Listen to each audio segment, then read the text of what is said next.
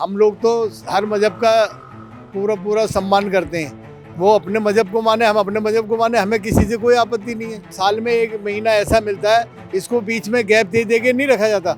इसको लगातार जब शुरू कर दिया तो आखिर तक रखना है, चाँद देख करके रखना है और चाँद देख करके रोकना है। ये महीना पूरा रमज़ान चाँद से ताल्लुक़ रखता है।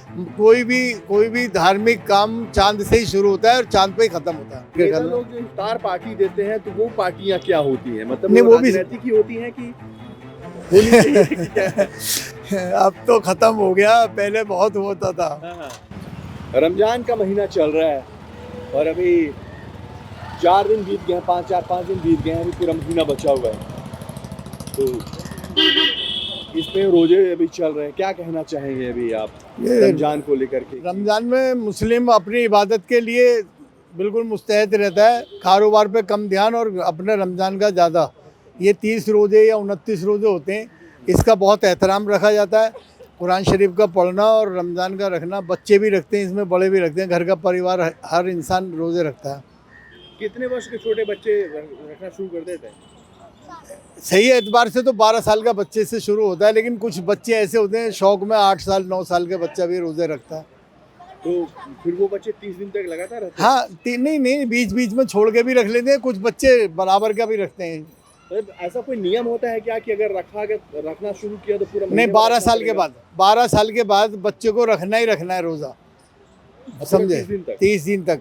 बीच में कोई मोहलत बीच में मिलती है कि नहीं, उसकी मर्जी है, अगर छोड़ दे तो कोई दिक्कत नहीं है, लेकिन पूरे रखे तो ज़्यादा बेहतर है। अच्छा, तो ज्यादातर बच्चे ये रहते हैं। ये साल में 1 महीना ऐसा मिलता है, इसको बीच में गैप दे के नहीं रखा जाता। इसको लगातार जब शुरू कर दिया तो आखिर तक रखना है, चाँद देख करके रखना है और चाँद देख करके रोकना है। अच्छा, इस पे ये बोल रहा था कि जैसे नमाज होती है तो नमाज इसमें जैसे सामान्य दिनों में 5 बार या 4 बार कुछ नमाज पढ़ी जाती है, इसमें भी 5 बार ही होती है कि इसमें ज़्यादा होती है? इसमें ऐसा होता है, हमारे यहाँ जो किताब है कुरान पाक, उसको हाफिज लोग सुनाते हैं शाम को ईशा की नमाज के बाद। तो इसमें क्या होता है, 5 नमाजों के बाद में एक्स्ट्रा में जो ना तराबियाँ होती हैं, जिसमें 20 रकात पढ़ी जाती हैं, समझे? उसको लोग पढ़ते हैं, शौक़ से पढ़ते हैं, मस्जिदें भरी रहती हैं। तो रमजान की नमाज और आम दिनों की नमाज में क्या अंतर है? कोई फ़र्क नहीं है, बराबर का है, बराबर का, सिर्फ तराबी होती है रमज़ान मुबारक में। अच्छा। हाँ, तो इसकी शुरुआत किस दिन से होती है? मतलब ऐसा चाँद देखने के बाद शुरू हो जाती है, सेम डे उसी दिन चाँद देखने के बाद शुरू होती है और चाँद देखने के बाद ही बंद होती है। ईद का चाँद देखने के बाद बंद हो जाती है, तराबी वगैरह जो होती हैं, रोज़े रखना बंद हो जाते हैं उसके बाद में। ईद के दिन जो चंद्रमा होता है, हाँ। चांद होता है, तो चांद पूरा देखकर शुरू होती है कि चांद पूरा देख के समाप्त होती है? नहीं, चाँद तो माइनस तरीके से बारीक अक्षरों में निकलता है, लेकिन उसको देखने के बाद ही ईद होती है और इसी तरीके से चाँद देखने के बाद ही रमज़ान शुरू होते हैं। ये महीना पूरा रमज़ान चाँद से ताल्लुक़ रखता है। कोई भी धार्मिक काम चाँद से ही शुरू होता है और चाँद पे ही ख़त्म होता है। अच्छा, देखिए, इसमें आप चंद्रमा की आप बात कर रहे हैं, चांद की बात कर रहे हैं, तो हिंदुओं में भी चंद्रमा जो पूर्ण चंद्रमा होता है, जिसे पूर्णमासी कहते हैं, तो उस दिन बड़ा व्रत त्यौहार रखा जाता है। आप लोग भी चंद्रमा देख कर अपनी पूजा पद्धति करते हैं।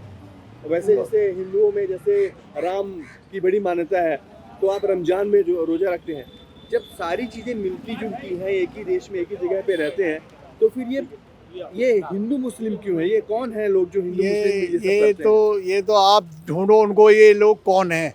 हम लोग तो हर मज़हब का पूरा सम्मान करते हैं। वो अपने मज़हब को माने, हम अपने मज़हब को माने, हमें किसी से कोई आपत्ति नहीं है, जी। समझे?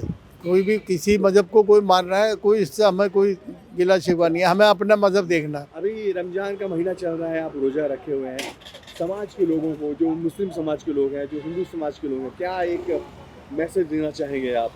हम सब मिल बांट करके रोज़ा अख्तियार कराते हैं, एक दूसरे के साथ बैठ के खाते हैं। हमारे साथ हिंदू भी इकट्ठे होते हैं, मुस्लिम भी इकट्ठे होते हैं, सब आते हैं हम, समझे? बुलाया जाता है उनको, आ जाओ, सब लोग आते हैं। हमारी कॉलोनी में तो बहुत सही हो गया, एक दूसरे के साथ में बैठ के ये करना। लोग जो इफ्तार पार्टी देते हैं तो वो पार्टियां क्या होती हैं? मतलब नहीं, वो वो भी राजनीतिक ही होती हैं कि होनी चाहिए कि क्या? अब तो ख़त्म हो गया, पहले बहुत होता था। हाँ।